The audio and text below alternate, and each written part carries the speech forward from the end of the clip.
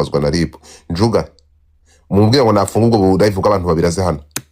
Yarabashije bavuga yuko amashusho Kejon yamweretse kuri telefone, ubwo Njuga ngo bari aho bita kwa Clapton Kibonke, kamana nsuze aga promoter nawe muramuzi.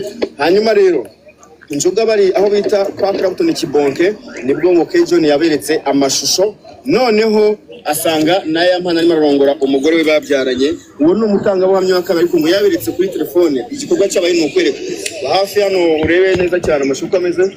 Noneho rero muri kubyumva muri kumva aya so bivuze ngo Njuga yeretswe amashusho na Kejon kuri telefone bari kwa Kibonke.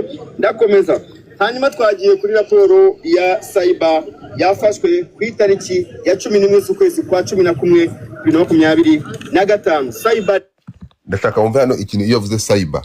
So iyo tuvuze cyber hano mumve neza cyane, hano inzego zifata telefone yawe zikayinjiramo, zikamenya n'amafaranga woherereje nyoko, zikamenya n'inshuro wacaginze telefone yawe.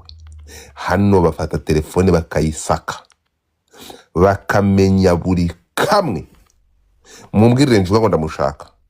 Ahangaha ndashaka mutega amatwi bimwe mwirirwa mufata telefone mukazicurika mu dupipi ngo mukohereza mukundana.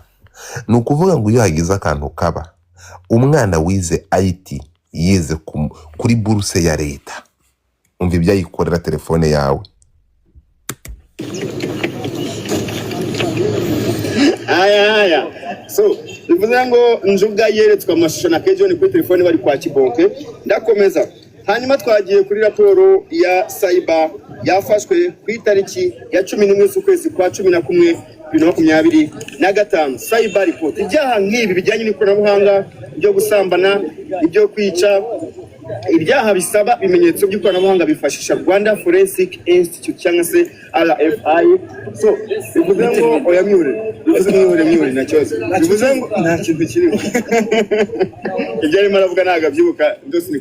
So hanyuma rero raporo yo ku itariki ya 11 z'ukwezi kwa 11 2025 yerekanye yuko uwitwa Pazomani yabwiye Dumba kuri WhatsApp kuri video kwambwa ati nsibira amashusho yose, nsibira video zose, nsibira ibintu byose byabayeho yuko ntazajya mu butabera. Uretse gato avuze ngo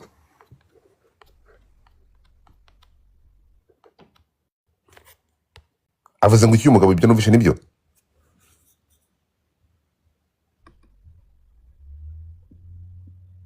Ngo iki? Jesus.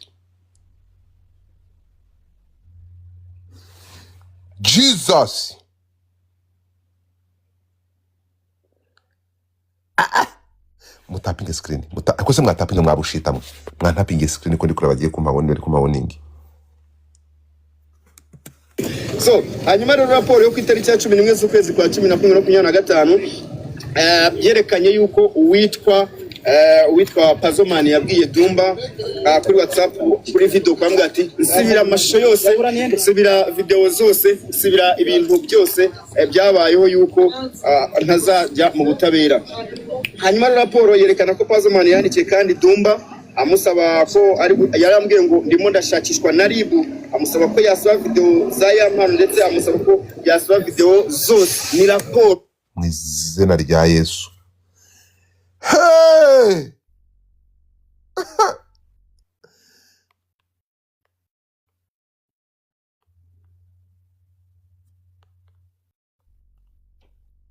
Waya kakanzu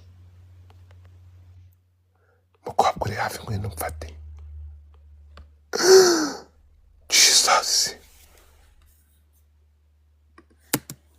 na cyose, bivuze ngo nta kintu kirimo ibyo arimo aravuga ntago abyibuka ndose.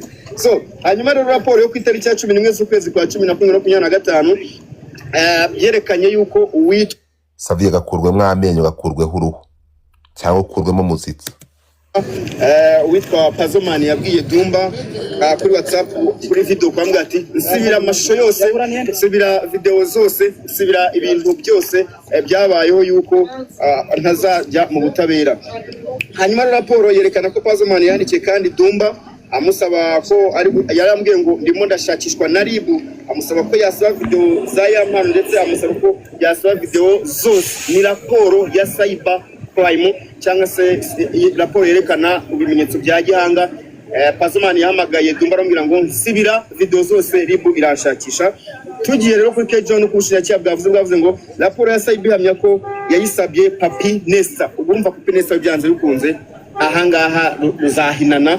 Hanyuma rero itegeko riteganya ko igihano kirengeje imyaka 2 abakurikiranwe bakurikiranwa bafunzwe. Ubwo ndi kubushinjacyaha sindajya kubaburanyi n'ababunganira. So indi mpamvu ubushinjacyaha bwavuze yuko dosiye yabo iracyakorwa iperereza, hanyuma kugira ngo igihe cyose bakererewe baboneke. Urukiko kandi rwabashije ubushinjacyaha uko amashusho yavuye kuri mail ya Yampano byakozwe na Pazomani, bavuga yuko bose bari bafite access. Bino byakuruye impaka baraburana. Urukiko rwati none subwo Yampano we ntabwo afite ububasha bwo kuba yarasakaje aya mashusho ya yiwe, niba byari biri kuri email Pazomani yabonye ubasha kuri email gute? Ubushinjacyaha buravuga buti uko byagenda kose, uko byagenze kose, ntabwo Yampano yasakaje ayo mashusho. Izo ni impaka zabaye, za mpaka babaza ninde basakaje, byavuye hehe, byaciye hehe.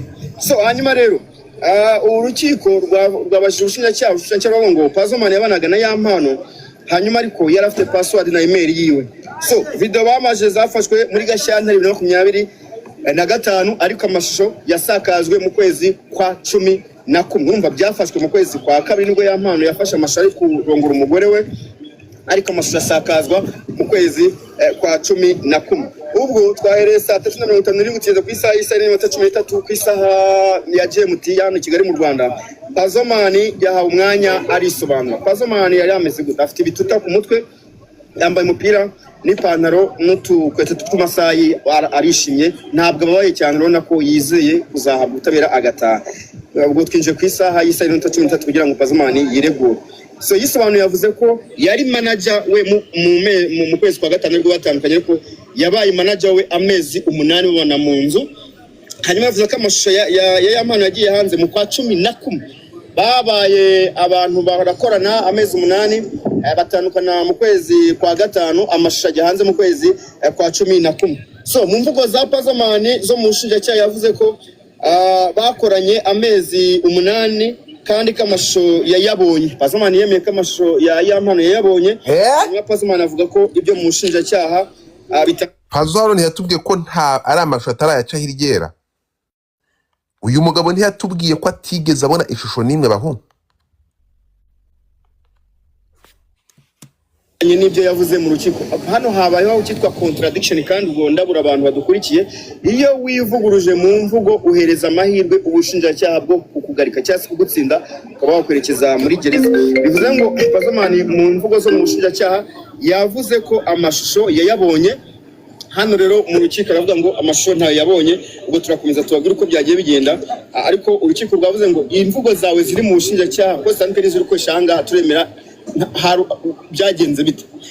Habaye kwivuguza ku mvugo zorogwa iyo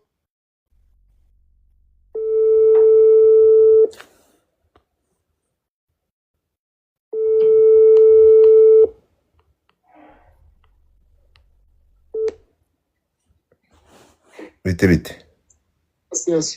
umamagaye ndi live na mahoro, ndi live na host nakwandikiye kare nari ndaguhamagaye ndi mu kiganiro, reka ntabwo nakoze mu kiganiro naje mu kanya gukurikirana ahubwo nkurikirane. Okay. kwivuguza ku mvugo ziribwa biha amahirwe ubushinjacyaha abo kuba yamutsinda. Maître rero yavuze ko amashusho atigeze aza muri gare.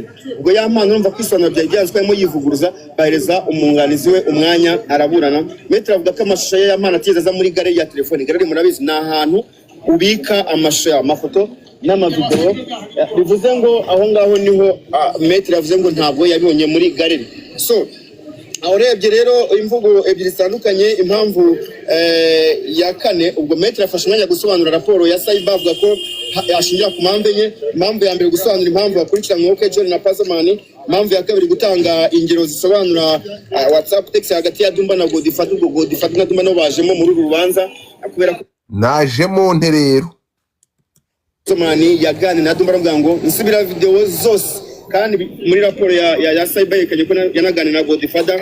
Hanyuma ingingo ya gatatu yerekana ko kubazwa niba Kejon na Pasomani barasakaje amashusho, ibyo ni biri muri raporo.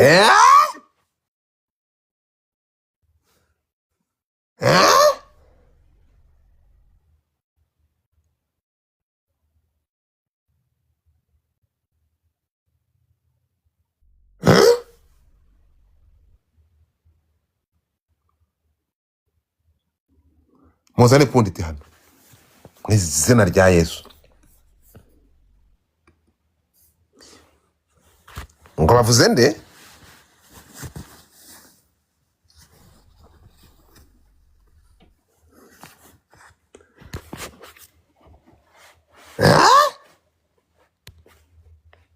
nafunga live niruke ngo iki bazimu bashye mvugana nawe iki